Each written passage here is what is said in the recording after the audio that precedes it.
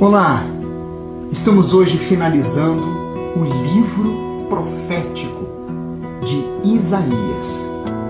Eu tenho certeza que você aprendeu muita coisa aqui neste nosso Devocional 2024 sobre este livro. Estamos vindo de Gênesis e até Apocalipse neste ano, para que você possa ter um entendimento maior e melhor sobre a palavra de Deus e a vontade de Deus para a sua vida. Hoje no capítulo 64, 65 e o capítulo 66, o último deste livro. E o que me chamou a atenção foram estes pontos. Esperar em Deus não é cruzar os braços. Não somos nós que buscamos a Deus. Ele nos busca. E recado de Deus aos aflitos e abatidos. Venha comigo então a partir de agora.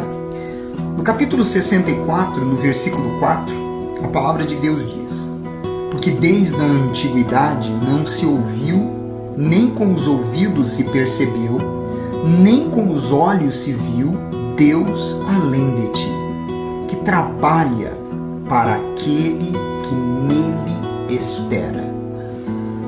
Esperar em Deus não é cruzar os braços.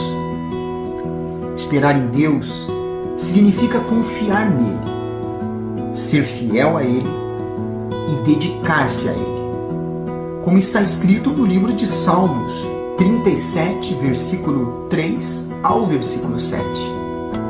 Significa ainda, especialmente, continuar confiando mesmo quando as coisas vão mal. Quando você ainda não foi liberto das suas aflições. Deus nem sempre intervém imediatamente quando clamamos a Ele, pedindo socorro. Não esqueça disso, para que você mantenha-se firme até o fim. No versículo 6 deste mesmo capítulo diz: mas todos nós somos como o imundo, e todas as nossas justiças como trapo da imundícia. Todos nós murchamos como a folha, e as nossas iniquidades como um vento nos arrebatam. Jamais seremos salvos e justificados pela nossa justiça.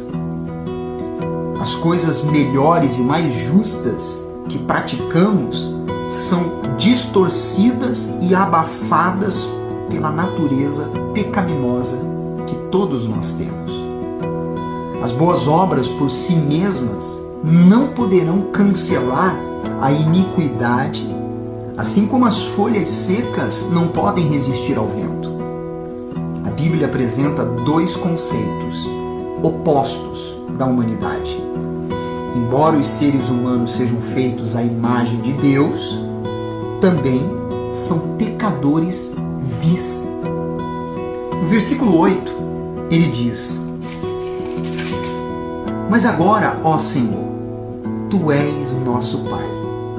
Nós somos o barro e Tu o nosso oleiro, e todos nós, obra das Tuas mãos.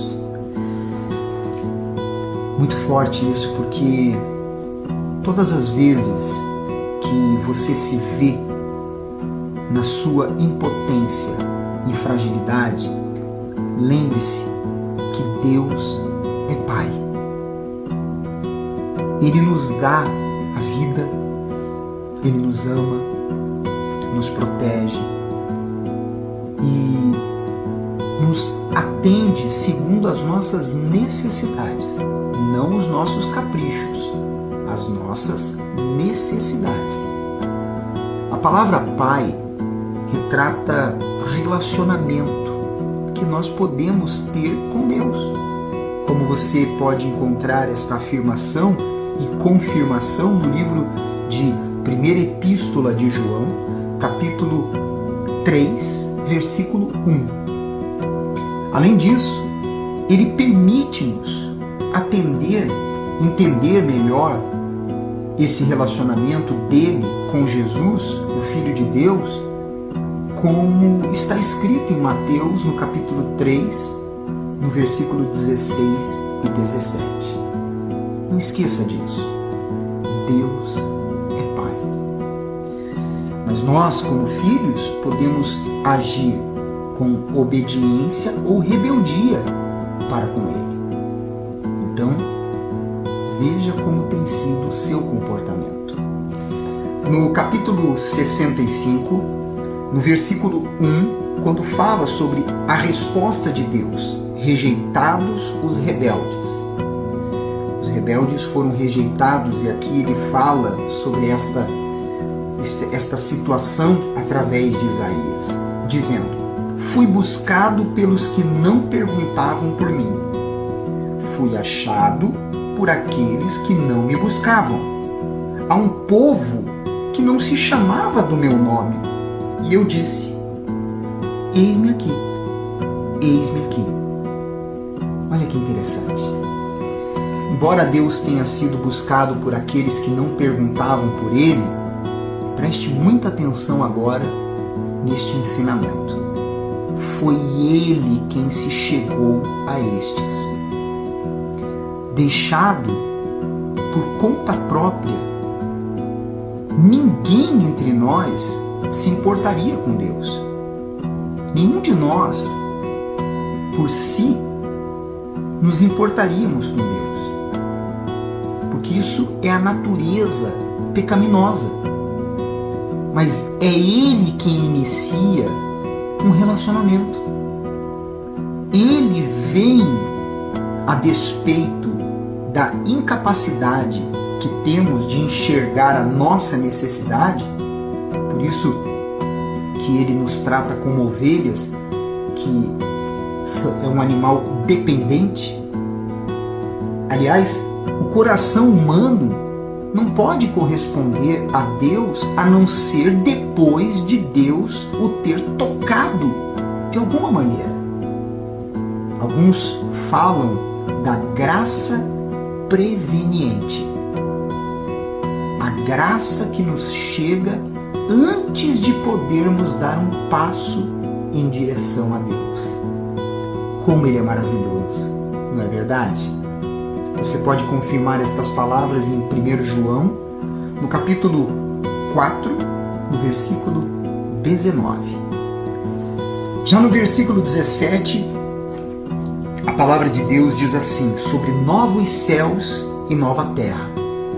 Aqui, Isaías estava falando sobre tudo se tornar novo com o retorno a Jerusalém, mas de forma profética falando sobre o novo mundo, novos céus e nova terra que o nosso Deus preparou para os seus. Diz assim, olha só: pois eis que eu crio novos céus e nova terra, e não haverá lembrança das coisas passadas, jamais haverá memória delas. Veja, é possível que Isaías estivesse pensando no fim desse nosso céu e dessa nossa terra, com Deus começando uma criação desde o nada. Mas é muito mais provável que estivesse usando a palavra crio no sentido de transforma. E nesse caso, estava dizendo que quando Deus trouxer a salvação ao seu povo, tudo ficará completamente transformado. É isso que acontece dentro de nós quando o recebemos. Tudo se faz novo.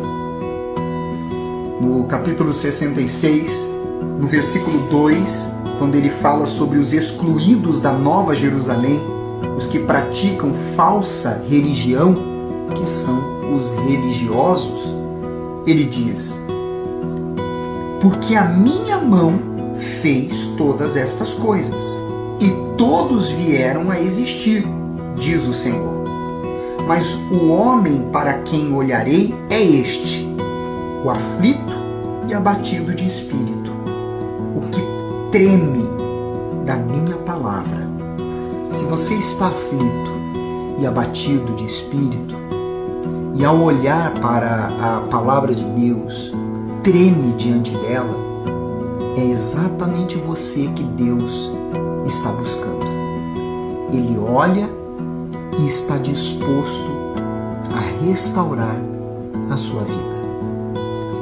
No capítulo 66, ainda no versículo 3 e 4, aí ele fala sobre os religiosos, dizendo: o que imola um boi é como o que comete homicídio.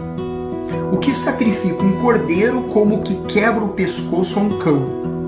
O que oferece uma oblação como o que oferece sangue de porco. O que queima incenso como o que bendiz a um ídolo.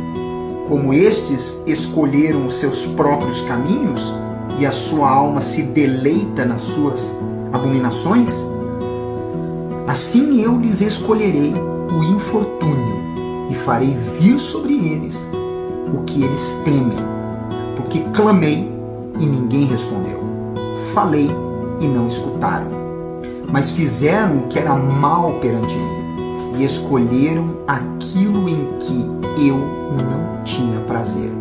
Veja só, um dos temas dos profetas de Israel era que Deus detesta os esforços humanos de agradá-lo mediante guarda das leis rituais sem respeito pelas leis morais. Sacrifícios nada significavam para Deus quando oferecidos por pessoas sem misericórdia e nem justiça. Moralidade é mais importante do que ritual. As pessoas sem moral não são genuinamente religiosas. Por isso vivem uma falsa religião. Quando cumprem os rituais, estão sendo meramente supersticiosas. Por isso, para Deus, mais do que o fazer, é quem tem sido para Ele. E no capítulo 66, para terminar, versículo 15 e 16, e no versículo 24, esses 3 versículos diz assim: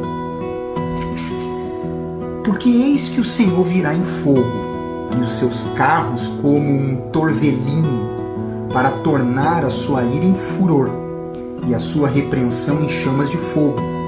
Porque como fogo e com a sua espada entrará o Senhor em juízo com toda a carne, e serão muitos os mortos da parte do Senhor. Versículo 24. Eles sairão e verão os cadáveres dos homens que prevaricaram contra mim, porque o seu verme nunca morrerá, nem o seu fogo se apagará, e eles serão um horror para toda a carne. Para Isaías e outros profetas do Antigo Testamento, Deus era sem dúvida um Deus de juízo e de salvação. Eles viam o juízo divino como um sinal de que Deus se importava suficientemente para salvar. A Bíblia apresenta de vários modos o juízo pelo pecado. É um lugar de fogo e de vermes, como está escrito em Marcos 8, versículo 48. E de trevas, como está escrito em Mateus 8, versículo 12. É uma sentença pronunciada por um justo juiz, como está escrito em Mateus 25, 31 ao 33. É colher o que temos semeado, como está escrito em Gálatas 6, versículo 7. E ficar separados de Deus eternamente, como está escrito em Mateus 7, 23. Isaías retrata aqui o juízo como um guerreiro poderoso. Deus está montado, tendo o redemoinho por carro, destruindo os seus inimigos com fogo e a espada. Deus não deixa os pecadores passar despercebidos. Ele está falando aqui do derradeiro juízo, no fim do mundo, no qual os pecadores ficarão separados de Deus eternamente, no lago de fogo e enxofre. Amanhã estaremos entrando no livro do profeta Miqueias. Não esqueça que estamos indo na ordem cronológica da Bíblia e aprendendo com cada detalhe.